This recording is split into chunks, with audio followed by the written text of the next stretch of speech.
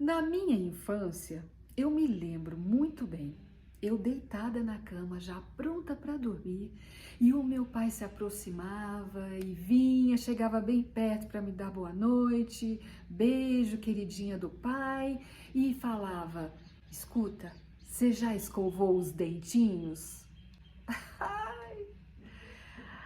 Essa era a hora, terrível hora, que eu falava: "Ai, Não, pai, eu não escovei, mas amanhã eu escovo assim que eu acordar. não, vai escovar agora." E eu me levantava e ia escovar os meus dentes. Assim, toda noite que meu pai se aproximava e eu não tinha escovado os dentes, era um terror. Eu já imaginava as próximas cenas, né? Vou ter que me levantar. Na minha cabecinha, eu não conseguia entender a diferença que isso ia fazer na minha vida, na minha saúde bucal, para os meus dentes. E eu achava assim, tanto exagero, para que isso? Amanhã eu compenso, amanhã eu dou o meu jeito, amanhã eu corro atrás do atraso de hoje.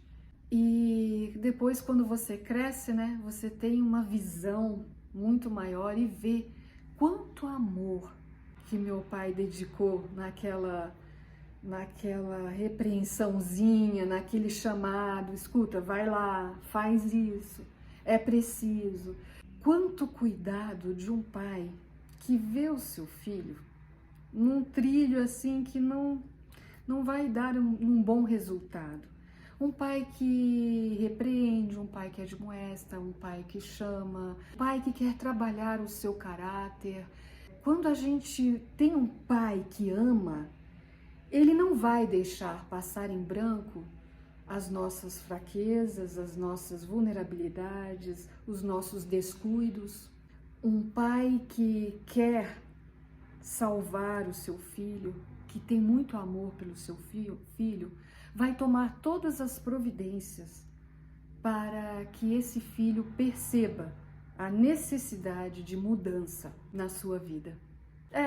Eu não tô falando, né, óbvio, da sua escovação de dentes, a minha eu já sei, mas nós temos muita coisa para trabalhar em cima dessa ideia. Vem comigo!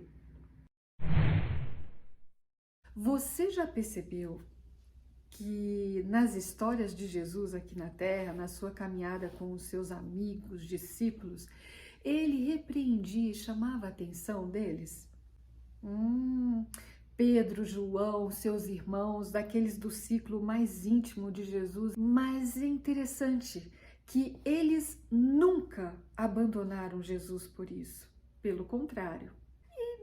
De outro lado, o que também nos chama a atenção é que mesmo diante das falhas desses discípulos, desses seus amigos, Jesus nunca os deixou de lado. Daí a gente percebe, né, que Jesus, ele recebe o ser humano do jeitinho que ele é, com todos os seus defeitos, as suas falhas, e ele está disposto a ir trabalhando na vida daquele discípulo, daquele amigo que está disposto a ouvir. Mas, sabem, existia um discípulo ali entre os demais que Jesus não dirigiu nenhuma repreensão direta a ele até lá perto do finalzinho da sua trajetória aqui na Terra. Judas, assim como os demais discípulos, ele tinha muito prazer de estar ao lado de Jesus. Havia um sincero desejo de Judas de mudança.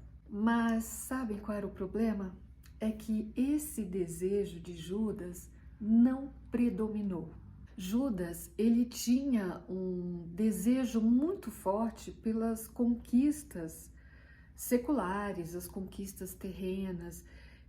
Imagine tanto que eles eram oprimidos pelos romanos e ele estava ali com um mestre, né, com Jesus. Imagine quanto poder poderia ser utilizado para essa causa de conquista aqui na Terra. Foi crescendo cada vez mais em seu coração uma ambição de ganho e poder terrenos. Preocupante isso, não é? Judas reconhecia o supremo amor de Cristo por ele. Já pensou nisso? Você já pensou nisso? Ele reconhecia o poder do amor divino. No entanto, ele não se rendeu à supremacia desse amor. Ele continuou a alimentar os seus próprios juízos e suas opiniões. Então Jesus, vendo que se ele enfrentasse Judas do mesmo modo que ele advertia os demais discípulos, né? Se ele repreendesse, o coração de Judas se endureceria. Esse comentário você pode ver, conferir no livro Educação, da escritora Ellen White, aquela escritora que eu sempre estou citando aqui no vídeo, porque eu gosto muito dela.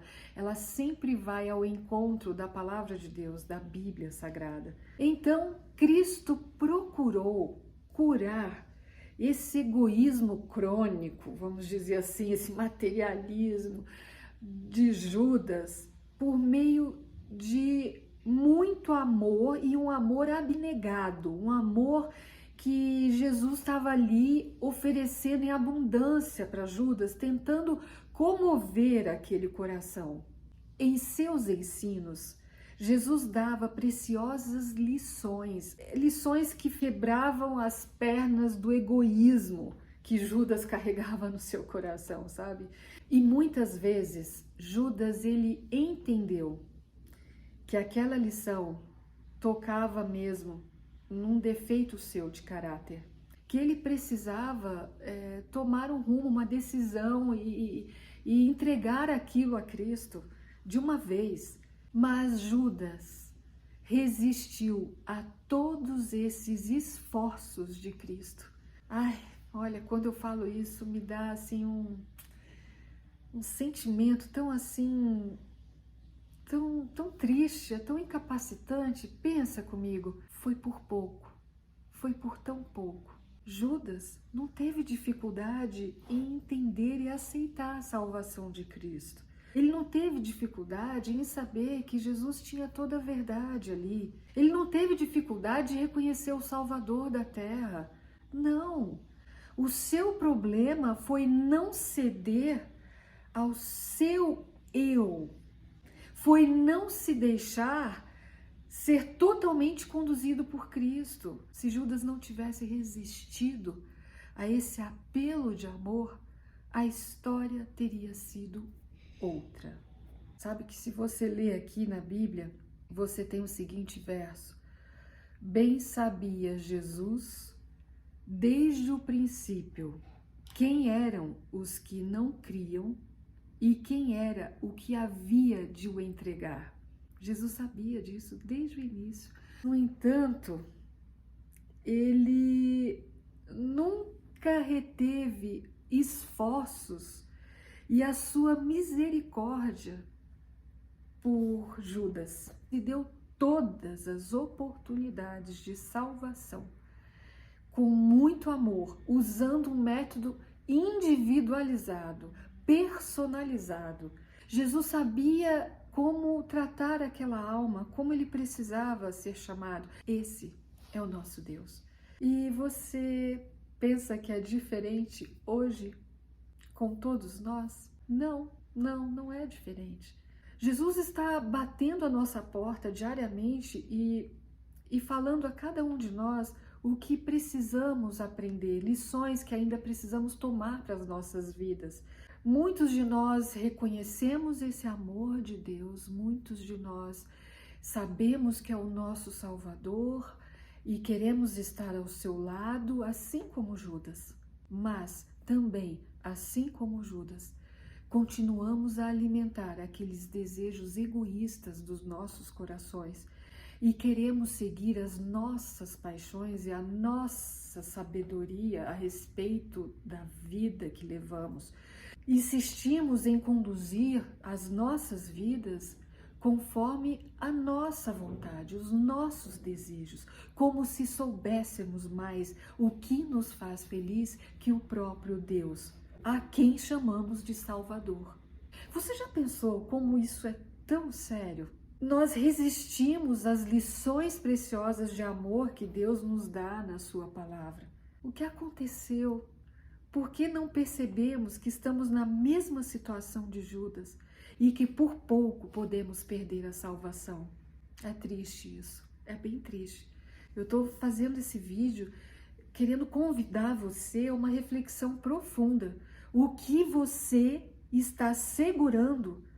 O que eu estou segurando que não queremos entregar a Jesus, porque alimentamos de uma forma tão forte esses desejos, esse eu nosso, que ele começa a se sobrepor a todo o amor que Jesus quer nos dar.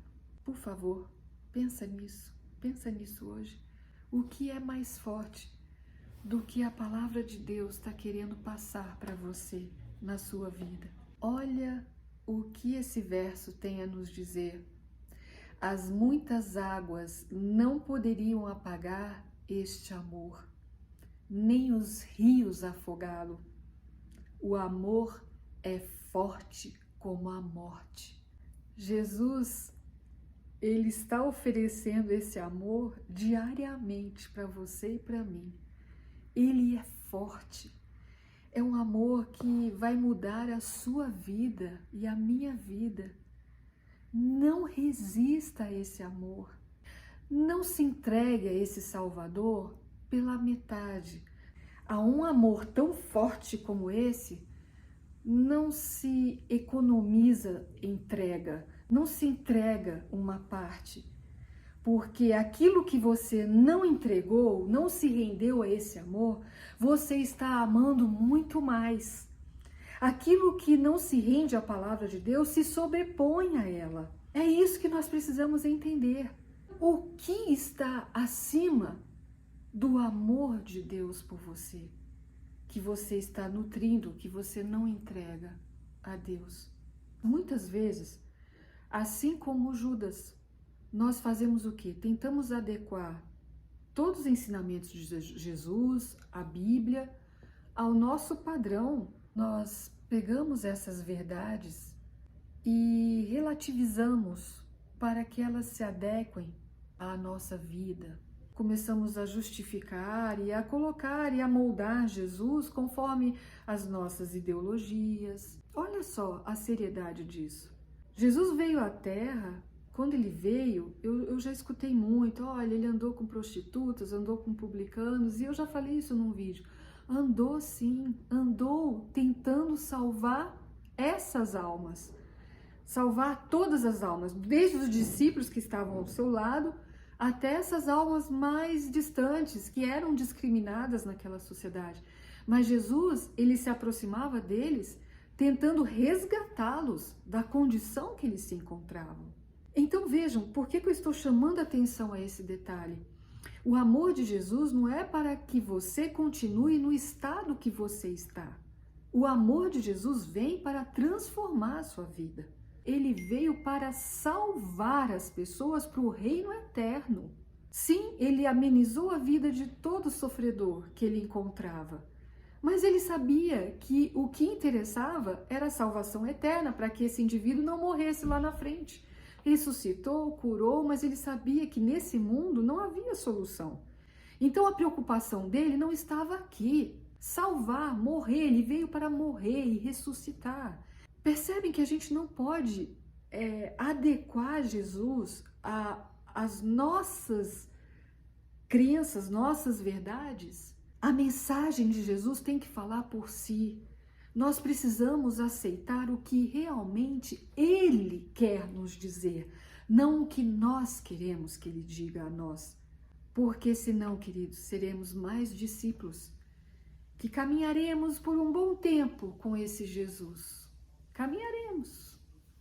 No final de tudo, no ponto de maior provação, como você e eu vamos agir.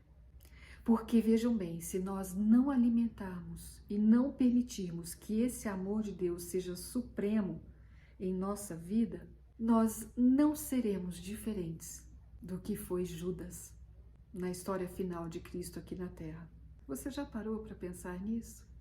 Você sabe qual foi a diferença de Pedro e Judas? Ambos traíram a Jesus, mas Pedro, por mais falho que fosse, tinha uma história de sempre estar querendo esse amor de Jesus acima de todas as coisas. Pedro era apaixonado por Jesus com todas as suas falhas. Judas, diferentemente, ele alimentou foi o seu desejo egoísta e no momento de maior provação, ele não teve forças para se arrepender e se voltar a Cristo. Daí a nossa vida, a nossa caminhada vai definir muito o que nós vamos fazer lá ao final. Qual vai ser a nossa ação no final da história dessa terra? Você percebe a seriedade desse assunto? Ao mesmo tempo que é tão lindo falar do amor de Cristo, isso envolve entregar a sua vida, os seus desejos e seguir a vontade de Deus, obedecendo a sua lei, os mandamentos de Deus, lendo a palavra de Deus, orando e pedindo que Ele seja o condutor da sua vida, da minha vida, que se faça a sua vontade, a vontade de Deus. É o que eu desejo para você e para mim. Olha, eu vou ser bem sincera com vocês. Eu me sinto tão pequena para passar esse recado, para tentar alertar você. Jesus tenta passar a todos nós lições preciosas e que se nós percebermos o que diz a sua palavra com sinceridade, com oração, né, pedindo iluminação do alto, nós vamos ver que precisamos mudar muitas coisas em nossa vida. Precisamos permitir que esse amor de Jesus se sobreponha a todas as nossas preferências, ao nosso eu. Jesus está fazendo o mesmo apelo a nós hoje. Ele está tentando ganhar o seu coração e o meu coração. Eu sempre me chamo a atenção, Noemi. Escute o que Deus quer para a sua vida. E oro sempre a Deus, me ajude a focar no que eu preciso para mudança do meu caráter, para que eu esteja habilitada, estar pronta para encontrá-lo quando o Senhor voltar. Esse é o meu desejo. Deus e eu.